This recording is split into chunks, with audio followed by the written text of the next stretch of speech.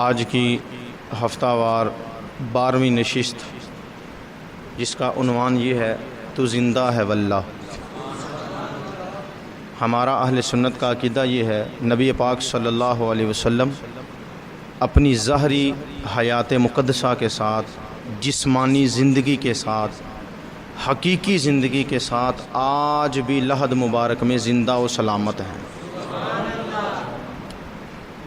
تو اس موضوع پر 7 آیتیں اور 5 حدیثیں یہ میں آپ کے سامنے پیش کروں گا۔ اس کے علاوہ اور بھی بہت سارے دلائل ہیں، لیکن کل پرسوں سے کوئی طبیعت کافی ناساز ہے، ابھی بھی یہاں سے فارغ ہو کے میں نے ڈرپ لگوانے جانا ہے، تو طبیعت کافی خراب تھی، تو مختصر وقت میں جتنا ہو سکا میں آپ کے سامنے حدیث کی کتابیں لے کے حاضر ہوں۔ ماننے والا بندہ ہو تو آیت ایک ہی کافی ہوتی ہے، ماننے والا ذہن ہو تو حدیث اور آیت ایک ہی کافی ہوتی ہے۔ اس کے باوجود بھی 7 آیتیں ہیں اور 5 حدیثیں ہیں جو میں آپ کے سامنے سنانے لگا۔ المختصر جلدی جلدی ہم اپنے موضوع کو آگے بڑھاتے ہیں۔ سب سے پہلے پارہ نمبر 26 سورہ فتح آیت نمبر 29۔ اللہ رب العزت نے ارشاد فرمایا، محمد الرسول اللہ، محمد اللہ کے رسول، محمد اللہ کے رسول، محمد اللہ کے رسول ہیں۔ اگر دفن ہو گئے، موت ہو گئی، ختم ہو گئے معاذ اللہ، تو پھر ترجمہ یہ ہوتا محمد اللہ کے رسول تھے، اب نہیں رہے۔ جب کہ قیامت تک جو بھی امتی کلمہ پڑھے گا ترجمہ اس کا یہی بنتا ہے، محمد اللہ کے رسول آج بھی ہیں، محمد اللہ کے رسول ہیں۔ یہ ہیں کا ترجمہ بتا رہا ہے اب بھی ہیں، اب بھی ہیں۔ اگلی آیت مبارکہ ہے پارہ نمبر 2 سورہ بقرہ آیت نمبر 154۔ وَلَا تَقُولُوا لِمَنْ يُقْتَلُ فِي سَبِيلِ اللَّهِ أَمْوَاتٌ بل احیاء ولکن لا تشعرون۔ فرمایا جو شہید اللہ کی راہ میں مارے جائیں، قتل کر دیے جائیں، انہیں مردہ نہ کہنا بلکہ وہ زندہ ہیں، بلکہ وہ زندہ ہیں۔ کون؟ سارے بولیے، کون زندہ ہے؟ شہید زندہ۔ اللہ فرماتا ہے اسے مردہ کہنا بھی نہیں۔ اس آیت میں فرمایا کہنا نہیں۔ آگے پارہ نمبر 4 سورہ آل عمران آیت نمبر 169۔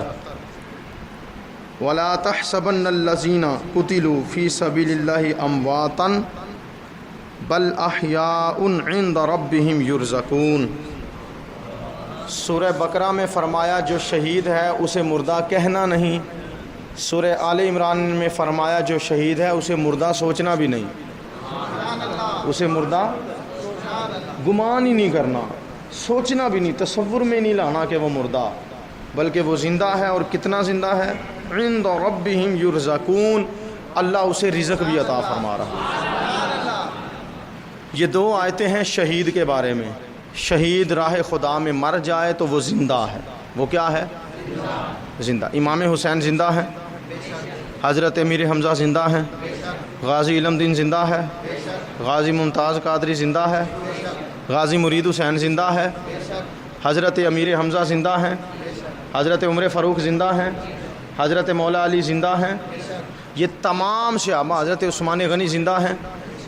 جتنے بھی شہید ہیں میدان جہاد میں رب کے نام پہ جان کو قربان کر کے رب کی بارگاہ میں پہنچے، جسم میں جان ختم ہو چکی، قرآن پھر بھی کہتا ہے زندہ ہے۔ اس شہید کو زندگی کیسے ملی؟ میرا ایک سوال ہے۔ اگر تو صرف میدان میں مرنے کی وجہ سے زندگی ملی ہے تو کافر بھی تو مرتے ہیں، وہ بھی میدان جنگ میں جاتے ہیں، ان کو بھی زخم لگتے ہیں، وہ بھی مر جاتے ہیں۔ تو صرف زخم لگنے سے مرنے کی وجہ سے زندہ نہیں ہوا، بلکہ محمد کے نام پہ مرنے کی وجہ سے زندہ ہوا، صلی اللہ علیہ وسلم۔ حضور کے نام پر حضور کی غلامی میں مرنے کی وجہ سے زندہ۔ تو جس کا کلمہ پڑھ کے یہ زندہ ہے، وہ کلمہ پڑھنے والا مردہ کیسے ہو جائے گا؟ جس کا پڑھا ہے، جو کلمہ پڑھنے والا وہ زندہ ہے، تو جس کا پڑھا ہے وہ مردہ کیسے ہو جائے گا؟ یہ بڑی عجیب بات ہے کہ لوگ شہید کو تو زندہ مانتے ہیں، لیکن جو شہیدوں کا بھی آقا و مولا ہے، جس کی وجہ سے ان کو شہادت کا درجہ ملا۔ اگلی آیت مبارکہ سنیے، پارہ نمبر 5 ہے، سورہ نساء ہے، آیت نمبر 64 ہے۔ اللہ رب العزت نے ارشاد فرمایا وَلَوْ أَنَّهُمْ إِذْ ظَلَمُوا أَنفُسَهُمْ جَاءُوكَ فَاسْتَغْفَرُوا اللَّهَ وَاسْتَغْفَرَ لَهُمُ الرَّسُولُ لَوَجَدُوا اللَّهَ تَوَّابًا رَحِيمًا۔ فرمایا قیامت تک آنے والے مسلمان اگر اپنی جانوں پہ ظلم کر لیں، اے محبوب آپ کی بارگاہ میں حاضر ہوں اور اللہ سے معافی مانگیں، وَاسْتَغْفَرَ لَهُمُ الرَّسُولُ، اور رسول بھی ان کے لیے سفارش کر دیں، اللہ سارے گناہ معاف فرما دے گا۔ یہ آیت قیامت تک کے مسلمانوں کے لیے ہے۔ آپ کا کیا خیال ہے؟ قرآن میں کوئی آیت ایسی ہے جو صرف صحابہ کے لیے تو ہو لیکن ہر مسلمان کے لیے نہ ہو؟ پورا قرآن ہی قیامت تک کے مسلمانوں کے لیے ہے۔ تو یہ قیامت تک مطلقاً حکم ہے کہ جب بھی کوئی اپنی جان پہ ظلم کرے تو اے محبوب آپ کے روزے پہ حاضر ہو، آپ کی بارگاہ میں حاضر ہو، آپ سفارش کر دیں۔ اس کا مطلب ہے ظلم کرنے والا وہاں جائے اور وہاں لیٹی ہوئی ہستی سفارش کرے۔ تو سفارش تو تبھی کریں گے جب خود زندہ ہوں گے، سفارش تو تبھی کریں گے نا جب خود زندہ ہوں گے۔ تو اگر بندہ مر کے مٹی میں ہی مل گیا تو سفارش کس بات کی کرے گا؟ کون کرے گا سفارش؟ کون شفاعت کرے گا؟ اور اللہ نے وعدہ بھی فرمایا کہ محبوب سفارش کر دے تو اللہ سارے گناہ معاف بھی فرما دے گا۔ تو اس آیت سے بھی معلوم ہوا کہ حضور زندہ۔ 5ویں آیت اسی موضوع پہ، پارہ نمبر 22 ہے، سورہ احزاب ہے، آیت نمبر 56 ہے۔ فرمایا ان اللہ و ملائکتہ یصلون علی النبی، بے شک اللہ اور اس کے فرشتے درود بھیجتے ہیں اور بھیجتے رہیں گے۔ یصلون یہ عربی گرامر میں مضارع کا صیغہ ہے۔ مضارع میں 2 زمانے پائے جاتے ہیں، حال کا بھی مستقبل کا بھی۔ معنی یہ ہے اب بھی بھیج رہے ہیں اور قیامت تک بھیجتے۔ درود نبی پر، بھیجنے والا اللہ اور فرشتے، درود نبی پر۔ سادہ لفظوں میں سمجھیں، نبی کے اوپر درود ہے، نبی کے، بولیے، میں لفظ بول رہا ہوں سمجھانے کے لیے سادہ لفظوں میں، نبی کے اوپر درود ہے۔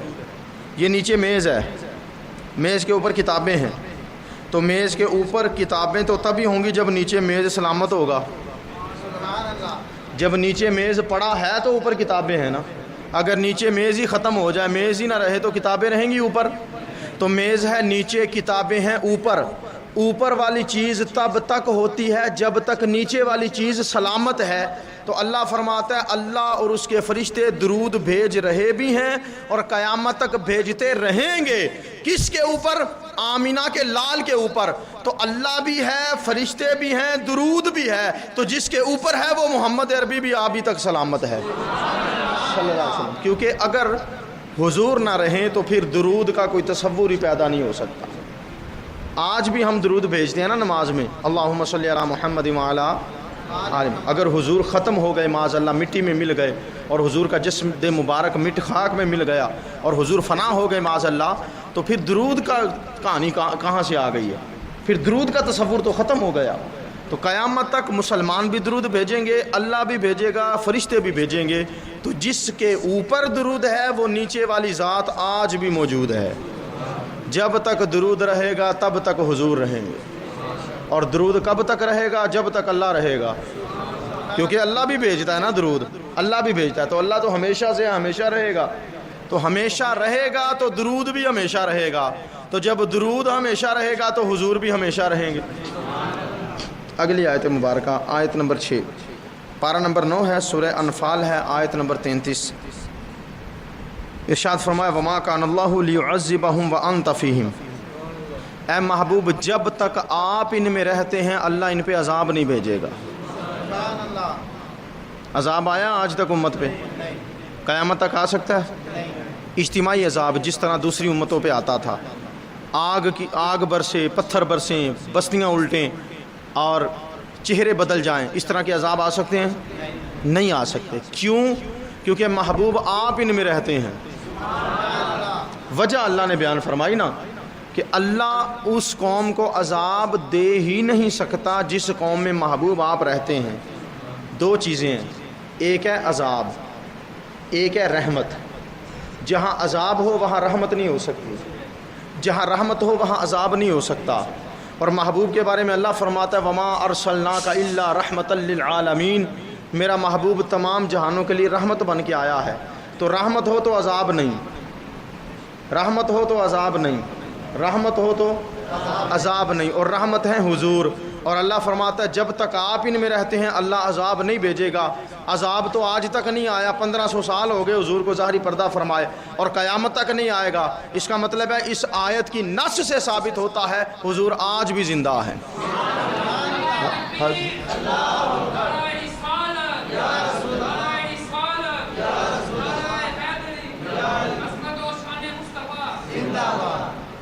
ایک مسئلہ یاد رکھیں، بعض لوگ شہید کو زندہ مانتے ہیں، نبی کو مردہ مانتے ہیں، معاذ اللہ۔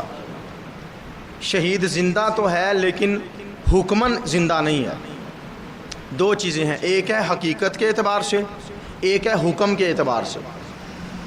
یعنی یوں سمجھیں، ایک ہے حقیقت کے اعتبار سے، ایک ہے شریعت کے اعتبار سے۔ شہید حقیقت کے اعتبار سے زندہ ہے لیکن شریعت کے اعتبار سے مردہ ہے۔ جو شہید ہوتا ہے، بڑی توجہ سے سننے والی بات ہے، آخری آیت ہے، اس کے بعد حدیثیں شروع کرتے ہیں، بڑی توجہ کیجیے گا بات پہ۔ شہید حقیقت کے اعتبار سے تو زندہ ہے لیکن حکم شریعت کے اعتبار سے مردہ ہے۔ کیسے؟ جب شہید فوت ہو جاتا ہے نا، اس کی بیوی عدت گزرنے کے بعد دوسرا نکاح کر سکتی ہے۔ جب بندہ راہ خدا میں شہید ہو جائے تو بیوی عدت گزارنے کے بعد دوسرا نکاح نبی کی بیوی نہیں کر سکتی، نبی کی بیوی قیامت تک۔ اللہ کی یہ شان ہی نہیں ہے، اللہ رب العزت نے منع فرما دیا مسلمانوں کو۔ میں پارہ نمبر 22 سورہ احزاب آیت نمبر 53 اب میں آپ کو پڑھ کے سناتا ہوں۔ اللہ نے ارشاد فرمایا وما کان لکم ان تؤذوا رسول اللہ ولا ان تنکحوا ازواجہ من بعدہ ابدا، اے ایمان والو تمہارے لیے جائز نہیں ہے کہ تم رسول پاک علیہ السلام کو تکلیف دو، وہ اس طرح کہ حضور کی وفات کے بعد بھی قیامت تک حضور کی کسی زوجہ مطہرہ سے نکاح نہیں کر سکتے، کسی زوجہ مطہرہ سے نکاح۔ پارہ نمبر 22 سورہ احزاب آیت نمبر 53 فرمایا حضور کی وفات کے بعد بھی ان کو تکلیف نہ دینا۔ کیسے؟ کہ ان کی کسی بیوی سے نکاح کر کے حضور کو تکلیف نہ دینا۔ مجھے یہ بتائیں تکلیف زندوں کو ہوتی ہے کہ مردوں کو ہوتی ہے؟ تو اللہ فرماتا ہے وفات کے بعد بھی رسول کو تکلیف نہیں دینی۔ وہ کیسے؟ کہ ان کی کسی بیوی سے کسی زوجہ مطہرہ سے نکاح کرنا تمہارے لیے جائز نہیں ہے۔ تو شہید حقیقت کے اعتبار سے زندہ ہے، شریعت کے اعتبار سے مردہ ہے، کہ جب وہ فوت ہو جاتا ہے تو اس کی بیوی دوسرا نکاح کر سکتی ہے۔ لیکن نبی کی شان یہ ہے، نبی شریعت کے اعتبار سے بھی زندہ ہے، حقیقت کے اعتبار سے بھی زندہ ہے، اس لیے بیوی سے دوسرا نکاح جائز نہیں۔ دوسری مثال، جب شہید فوت ہوتا ہے تو اس کا مال وراثت میں تقسیم ہو جاتا ہے، زندہ حکم کے اعتبار سے، لیکن شریعت کے اعتبار سے مردہ ہے۔ کیسے؟ کہ جب وہ فوت ہو جاتا ہے، شہید ہو جاتا ہے تو اس کا مال تقسیم ہو جاتا۔ نبی اگر پردہ بھی فرما دے تو اس کا مال تقسیم نہیں ہوتا، اس کی وراثت تقسیم۔ یہی تو کہا تھا حضرت ابوبکر صدیق نے جب سیدہ فاطمہ تو زہرا باغ فدق کے معاملے میں سیدنا صدیق اکبر کے سامنے حاضر ہوئیں اور جا کے کہا اے امیر المومنین، وہ ہمارے ابا جی کا باغ تھا، ہمارا حق ہے، ہمیں دو۔ تو ایسے ابوبکر صدیق نے ہاتھ باندھ کے یہی تو کہا تھا سیدہ، یہ جس طرح حضور کی زندگی میں آپ کو اس باغ میں سے حصہ ملتا رہتا تھا نا، میری زندگی میں بھی آپ کو ملتا ہی رہے گا، وہ آپ لیتے رہیں، لیکن وہ وراثت میں آپ کو نہیں دوں گا۔ پوچھا کیوں؟ فرمایا وراثت تو اس کی چلتی ہے جو مردہ ہو جائے، نبی تو آج بھی لحد مبارک میں زندہ، حضور تو آج بھی زندہ۔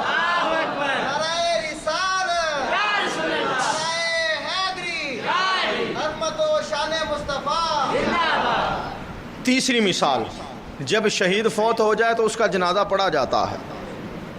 تین چیزیں میں نے بیان کی، شہید فوت ہو جائے تو اس کی بیوی نکاح کر سکتی ہے عدت کے بعد، شہید فوت ہو جائے تو اس کی وراثت تقسیم ہوتی ہے۔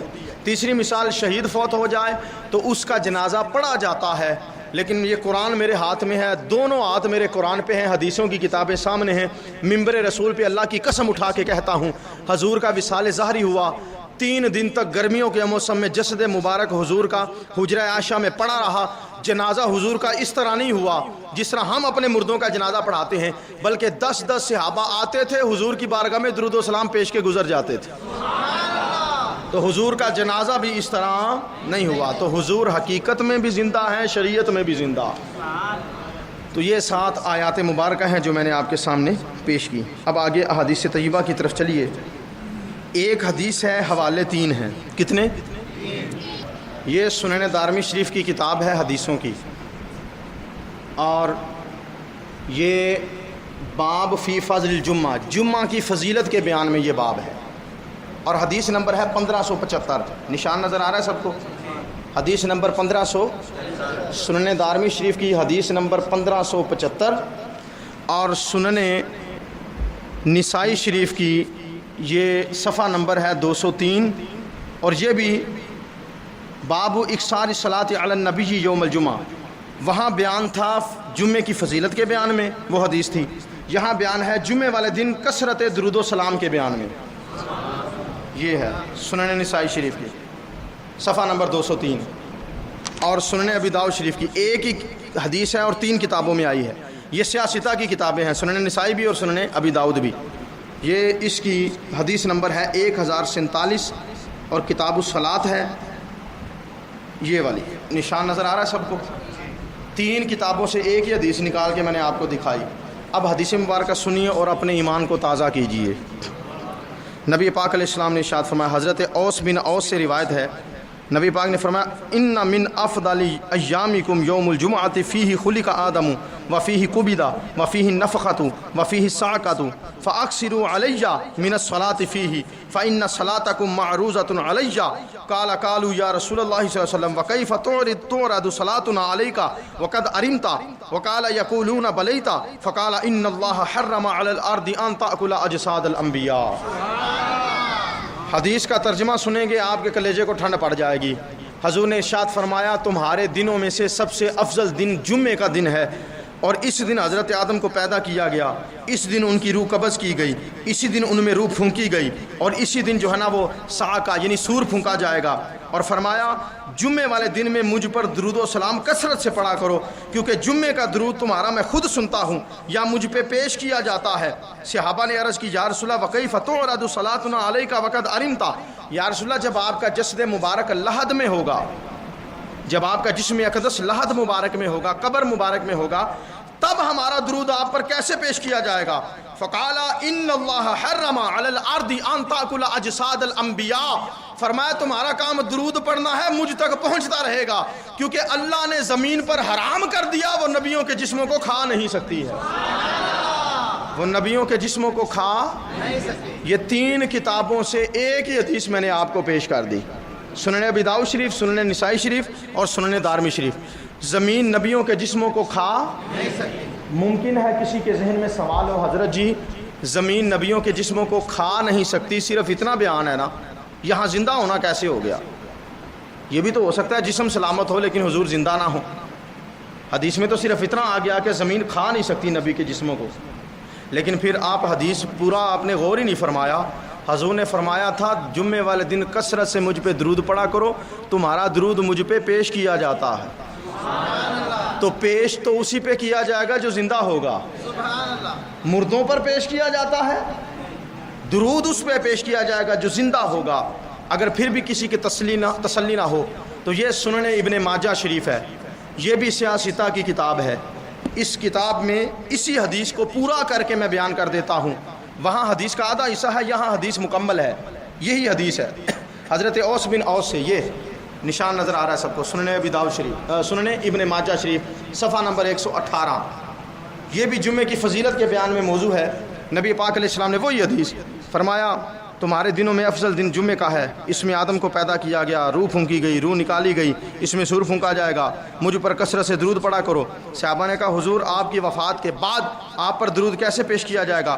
حضور نے فرمایا اللہ نے زمین پر حرام کر دیا, وہ نبیوں کے جسموں کو نہیں کھا سکتی.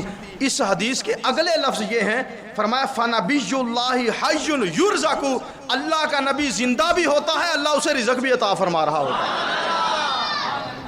حدیث کے لفظ نہ ہوں تو میں مجرم ہوں, ممبر رسول پہ بیٹھ کے حدیث کی کتاب پہ ہاتھ رکھ کے حلفیہ بیان دے رہا ہوں. حدیث کے لفظ ہیں فنبی اللہ حی یرزق, اللہ کا نبی زندہ بھی ہوتا ہے اور رزق بھی دیا جاتا.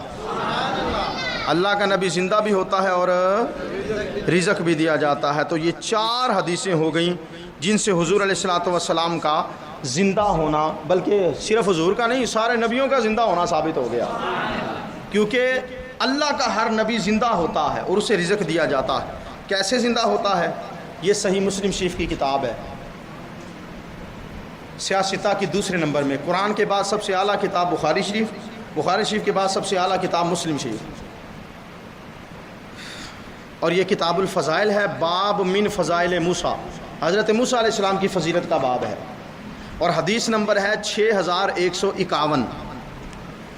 6151 زیارت کریں سارے، 6151۔ اللہ کا نبی کیسے زندہ ہوتا ہے؟ لوگ کہتے ہیں زندہ ایسے ہے، اللہ کے پاس زندہ ہے، اللہ کے پاس۔ ہمارے ایک عالم ہیں، وہ کہتے ہیں میں نے ایک بندے کو کہا جی اللہ کا نبی زندہ ہوتا، اس نے کہا ہم بھی مانتے ہیں، لیکن وہ اللہ کے پاس زندہ ہے، قبر میں نہیں، اللہ کے پاس۔ وہ کہتا ہے پھر میں نے اس سے پوچھا اللہ کہاں ہے؟ اللہ کے پاس زندہ ہے نا نبی، اللہ کے پاس زندہ ہے، اللہ کے پاس، تو پھر اللہ کہاں ہے؟ جہاں جہاں اللہ ہوگا وہاں وہاں نبی زندہ ہوگا۔ اللہ کہاں ہے؟ وَنَحْنُ أَقْرَبُ إِلَيْهِ مِنْ حَبْلِ الْوَرِيدِ، تیری شاہ راگ دور ہے، اللہ اس سے بھی زیادہ نزدیک ہے۔ تو نبی یہاں بھی زندہ، نبی یہاں بھی موجود۔ دوسری بات، جب حضور غار ثور میں حضرت ابوبکر کو کہہ رہے تھے لا تحزن ان اللہ معنا، غم نہ کر، اللہ ہم دونوں کے ساتھ ہے، تو اللہ غار میں بھی مصطفیٰ کے ساتھ ہے، اللہ مزار میں بھی مصطفیٰ کے ساتھ ہے۔ تو چاہے اللہ کے پاس مان کے تو بندہ زیادہ پھنس جائے گا، جو کہے نا اللہ کے پاس زندہ ہے وہ زیادہ پھنس جائے گا کہ اللہ تو ہر جگہ موجود ہے۔ پھر ہم نے تو کہا تھا قبر میں زندہ ہے، تو خود کہتے ہیں اللہ کے پاس زندہ ہے، تو اللہ تو مزار میں بھی مصطفیٰ کے ساتھ ہے، غار میں بھی مصطفیٰ کے ساتھ ہے، اللہ تو ہر قدم پہ مصطفیٰ کے ساتھ ہے، اللہ تو ہر لمحے میں مصطفیٰ کے ساتھ ہے، بلکہ اللہ تو ہر مومن کے قریب ہے، اللہ تو ہر بندے کے قریب ہے، شہرگ سے زیادہ قریب ہے۔ اگر تو کہتا ہے اللہ کے پاس زندہ ہے تو پھر سن، تیری بات سے ثابت ہوتا ہے جہاں جہاں خدا ہے وہاں وہاں مصطفیٰ بھی ہے۔ اب آئیے نبی کیسے، یہ 4 حدیثوں سے میں نے ثابت کر دیا کہ نبی قبر میں زندہ ہوتا ہے اور اللہ اسے رزق دیتا ہے۔ اور کیسے زندہ ہوتا ہے؟ یہ حدیث پاک ہے صحیح مسلم شریف کی، حدیث نمبر 6151، حضرت موسیٰ کے فضائل کے بیان میں حضور علیہ السلام نے ارشاد فرمایا مررت علی موسیٰ لیلۃ اسری بی عند القصیب الاحمر۔ حضور فرماتے ہیں معراج کی رات میں موسیٰ کی قبر کے پاس سے گزرا۔ معراج کی رات سرخ رنگ کے ٹیلے کے پاس ان کی قبر شریف تھی، تو میں اس کے پاس سے گزرا۔ رأیت موسیٰ وہو قائم یصلی فی قبرہ، میں نے دیکھا موسیٰ اپنی قبر میں کھڑے ہو کے نماز ادا کر رہے تھے۔ موسیٰ اپنی قبر میں کھڑے ہو کے، یہ صحیح مسلم شریف کی حدیث نمبر 6151۔ میں نے کہا ملا جی نماز روحیں نہیں پڑھا کرتی، جسم پڑھا کرتے ہیں، نماز جسم پڑھتا ہے، تو موسیٰ ہیں کلیم اللہ جو قبر میں کھڑے ہو کے جسم کے ساتھ صحیح سلامت زندگی کے ساتھ نماز پڑھ رہے تھے۔ تو اگر موسیٰ کلیم اللہ کی زندگی کا یہ عالم ہے تو محمد حبیب اللہ کی زندگی کا عالم کیا ہوگا صلی اللہ علیہ وسلم۔ تو موسیٰ علیہ السلام اپنی قبر میں، موسیٰ علیہ السلام اپنی قبر میں بولیے زندہ ہے۔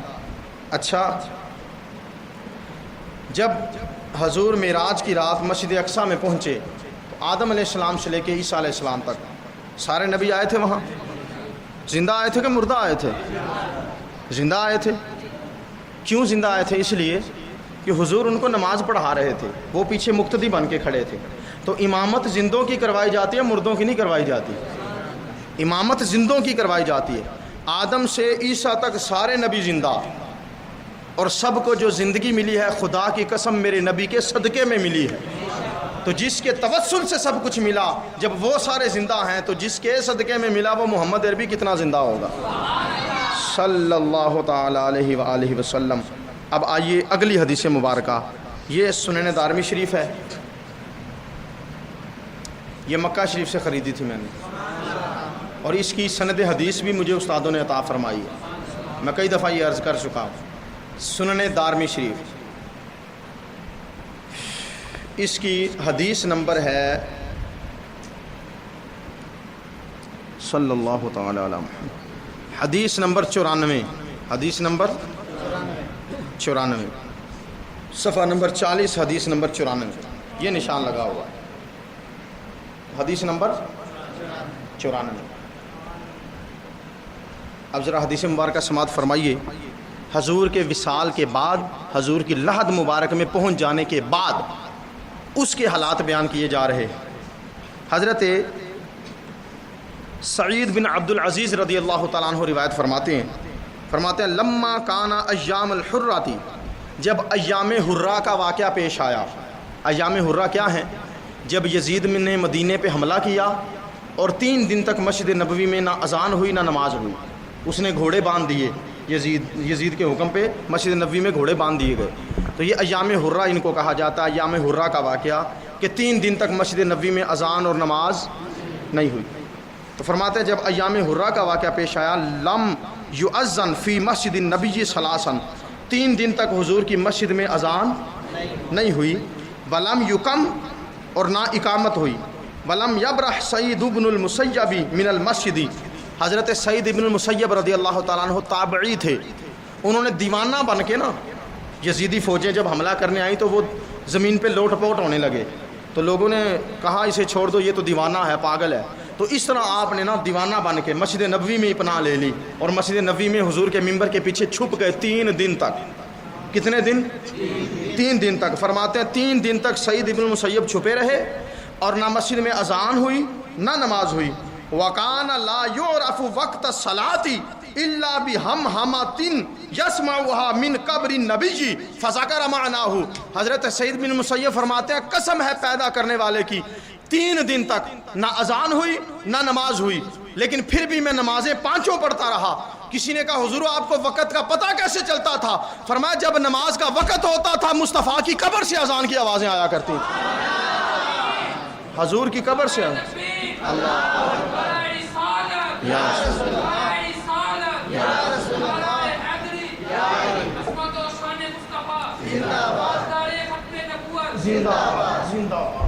تو حضور علیہ السلام کی قبر شریف سے اذان کی آواز بھی آتی تھی، نماز کی آواز بھی آتی تھی۔ معلوم ہوا حضور آج بھی زندہ ہے، حضور آج بھی زندہ ہے۔ یہ صحیح بخاری شریف جلد نمبر 1، قرآن کے بعد سب سے اعلیٰ درجہ بخاری شریف کا، اور اس کی حدیث نمبر ہے 1390، 1390، 1390۔ یہ حدیث کا یہ نشان لگا ہوا، یہ میں نشان لگا کے اس لیے رکھتا ہوں، ایک تو آپ اس کی زیارت بھی کریں، دوسرا یہ ہے قیامت تک، مرتے دم تک جب بھی کسی کو ضرورت پڑے نا، کسی کے پیٹ میں درد ہو تو انشاءاللہ حدیث میں تب بھی دکھا سکتا ہوں۔ یہ نشان لگا کے اس لیے رکھے ہیں اپنے محفوظ کر کے۔ حضرت حشام بن عروہ سے روایت ہے، وہ اپنے باپ سے نقل کرتے ہیں، فرماتے ہیں لما سقط علیہم الحائط فی زمان الولید بن عبد الملک اخذوا فی بنائہ فبدت لهم قدم۔ فرماتے ہیں جب خلیفہ ولید بن عبد الملک کے زمانے میں حضور کے روضہ مبارک کی دیوار گر گئی، حضور کے روضہ مبارک کی دیوار گر گئی۔ فرماتے ہیں جب دیوار گری تو لوگ جو ہے یہ ڈر گئے، ففزعوا، لوگ ڈر گئے۔ کیوں ڈرے؟ وَظَنُّوا أَنَّهَا قَدَمُ النَّبِيِّ صلی اللہ علیہ وسلم۔ فرماتے ہیں دیوار گر گئی تو اس کو بنانے کے لیے نا دوبارہ بنیاد بنائی گئی، تو لوگ ڈر گئے کہ ایک قدم مبارک ظاہر ہوا۔ دیوار جب گری تو ایک قدم قبر شریف سے ظاہر ہوا، لوگوں نے گمان کیا کہ یہ سرکار دو عالم صلی اللہ علیہ وسلم کا قدم مبارک ہے، حضور کا پاؤں ہے۔ فما وجدوا احدا يعلم ذلك حتى قال لهم عروة، تو لوگوں کو سمجھ نہیں آ رہی تھی کہ کوئی آ کے بتائے تو صحیح کہ یہ حضور کا قدم ہے یا کسی اور کا، حتیٰ کہ حضرت عروہ بن زبیر رضی اللہ تعالیٰ عنہ آئے، انہوں نے دیکھا تو آپ نے فرمایا لا واللہ ما ہی قدم النبی ما ہی الا قدم عمر۔ فرماتے ہیں خدا کی قسم یہ رسول کا قدم نہیں، یہ حضرت عمر فاروق کا قدم مبارک ہے۔ تو جب عمر کا قدم سلامت ہے، قبر شریف میں حضرت عمر سلامت ہیں، تو پھر عمر کے آقا و مولا کی سلامتی کا عالم کیا ہوگا؟ عمر بھی زندہ، حضرت عمر کا قدم مبارک بھی سلامت، صحیح سلامت موجود ہے۔ تو یہ احادیث ہیں، 7 آیتیں 5 حدیثیں میں آپ کو بیان کر چکا ہوں۔ اب ان کے ضمن میں جو ہمارا عقیدہ ہے وہ سماعت فرمائیے۔ اہل سنت کا عقیدہ یہ ہے، چونکہ اللہ کا فرمان ہے کل نفس ذائقۃ الموت، ہر نفس نے موت کا ذائقہ چکھنا، تو یہ چونکہ اللہ کا وعدہ ہے تو اس وعدے کو پورا کرنے کے لیے ایک لمحے کے لیے حضور پر موت آتی ہے، نبیوں پر ایک لمحے کے لیے آتی ہے، لیکن جب وہ لمحہ گزر جاتا ہے تو پھر وہی زندگی نبیوں کو دوبارہ عطا فرما دی جاتی ہے۔ اسی لیے اعلیٰ حضرت فرماتے تھے انبیاء کو بھی اجل آنی ہے، اجل کہتے ہیں موت کو، انبیاء کو بھی اجل آنی ہے، مگر ایسی کہ فقط آنی ہے، آن یعنی گھڑی، ایک گھڑی کے لیے۔ انبیاء کو بھی اجل آنی ہے مگر ایسی کہ فقط آنی ہے، اور بعد وفات پھر اسی آن کے بعد ان کی حیات مثل سابق وہی جسمانی ہے۔ وہ فرماتے ہیں ایک لمحے کے لیے نبیوں پر موت طاری ہوتی ہے چونکہ اللہ کا وعدہ، لیکن اس لمحے کے بعد وہی زندگی جو جسمانی طور پہ حقیقی اعتبار سے اللہ نے عطا فرمائی وہ دوبارہ اللہ عطا فرما دیتا ہے۔ مجھے ایک ملا صاحب کہنے لگے جی قبر میں آکسیجن کوئی نہیں، اگر حضور قبر میں زندہ ہیں تو وہاں تو آکسیجن ہی کوئی نہیں، وہاں تو ہوا ہی کوئی نہیں، سانس کیسے لیتے ہیں؟ میں نے کہا تو اپنی ماں کے پیٹ میں سانس کیسے لیتا تھا؟ تو اپنی ماں کے پیٹ میں سانس کیسے لیتا تھا؟ اور ساری باتیں چھوڑ، یہ تو ماں کے پیٹ کی بات ہے۔ یونس علیہ السلام 40 دن تک مچھلی کے پیٹ میں رہے، سانس کیسے لیتے رہے؟ تو جو اللہ یونس کو مچھلی کے پیٹ میں زندہ رکھ سکتا ہے، جو اللہ تجھ جیسے ملے ملوانے کو اپنی ماں کے پیٹ میں زندہ رکھ سکتا ہے، وہ محمد عربی کو قبر مبارک میں زندہ کیوں نہیں رکھ سکتا صلی اللہ علیہ وسلم؟ لہٰذا ہمارا عقیدہ یہ ہے کہ حضور علیہ الصلوۃ والسلام اپنی قبر مبارک میں باقاعدہ حیات زندہ ہیں۔ الخصائص الکبریٰ میں موجود ہے حدیث، سیرت حلبیہ میں موجود ہے، اور لسان المیزان میں حدیث موجود ہے۔ حدیث کیا ہے؟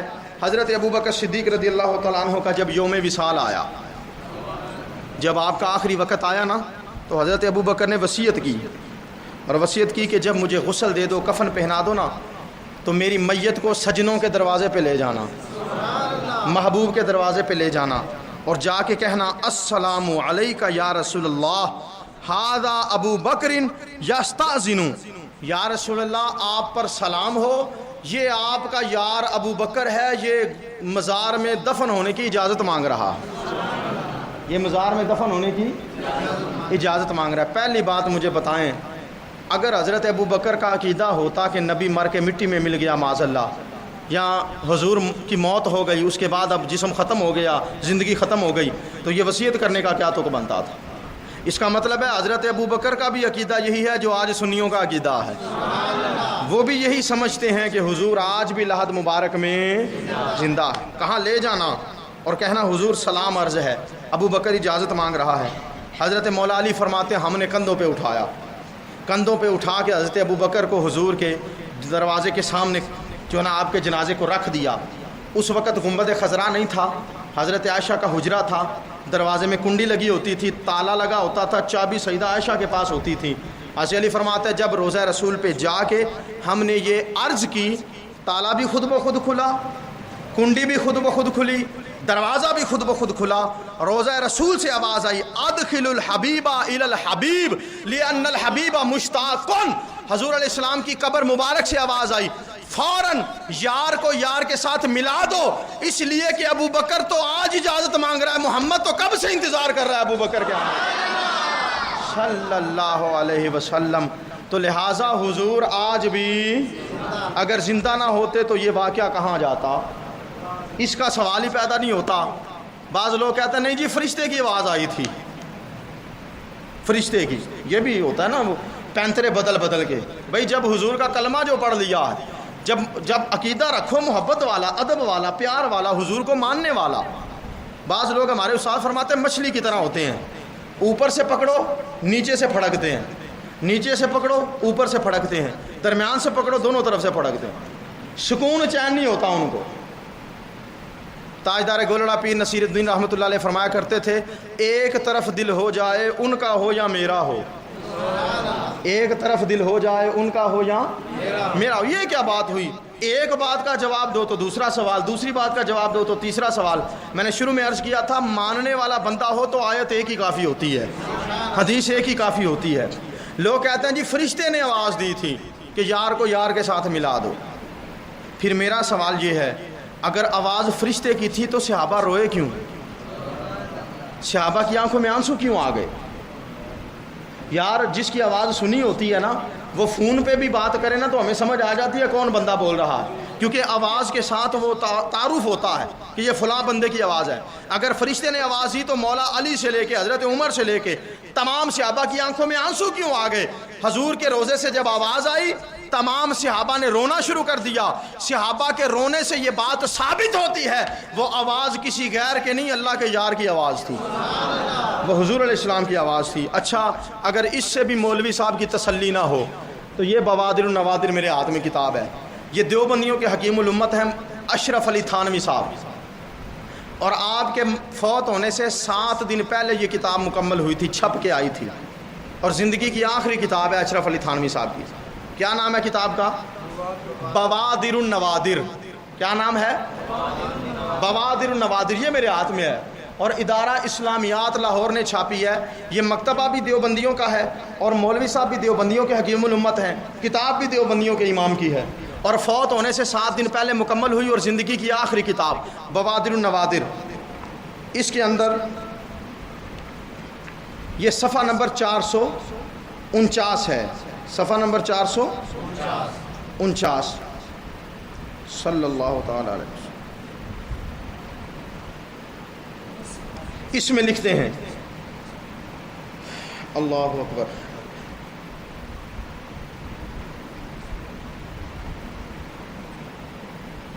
فرماتے ہیں حضرت امیر معاویہ رضی اللہ تعالیٰ عنہ کے زمانے میں احد میں ایک نہر جاری کی گئی۔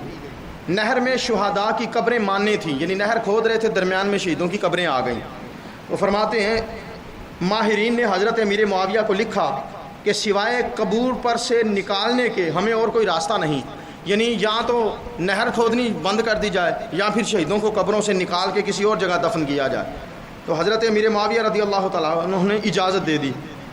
اشرف علی تھانوی صاحب لکھتے ہیں جب نہر کے لیے قبریں کھودی گئیں تو باروایت جابر بن عبداللہ، یعنی حضرت جابر بن عبداللہ روایت فرماتے ہیں شہداء کی لاشیں اس طرح برآمد ہوئیں کہ معلوم ہوتا تھا کہ یہ تو سو رہے ہیں، یہ تو سو رہے ہیں۔ پھر انہیں کندھوں پر اٹھا کر، کندھوں پر لاد کر وہاں سے دوسری جگہ منتقل کیا گیا، اور اسی سلسلہ میں حضرت امیر حمزہ کے پاؤں میں پھاوڑا لگ گیا۔ حضرت امیر حمزہ رضی اللہ عنہ حضور کے چچا جو احد میں شہید ہوئے تھے، جب قبر کھودی جا رہی تھی تو آپ کے پاؤں مبارک میں وہ ہتھیار لگ گیا جس سے کھود رہے تھے، وہ بے خیالی میں لگ گیا تو تازہ خون نکلا، تازہ خون نکلا۔ حالانکہ یہ واقعہ کم از کم شہادت کے 40 سال بعد ہو رہا ہے، 40 سال پہلے شہید ہوئے ہیں، 40 سال کے بعد قبر کھودی جا رہی ہے، پاؤں میں پھاوڑا لگ گیا اور خون نکلا۔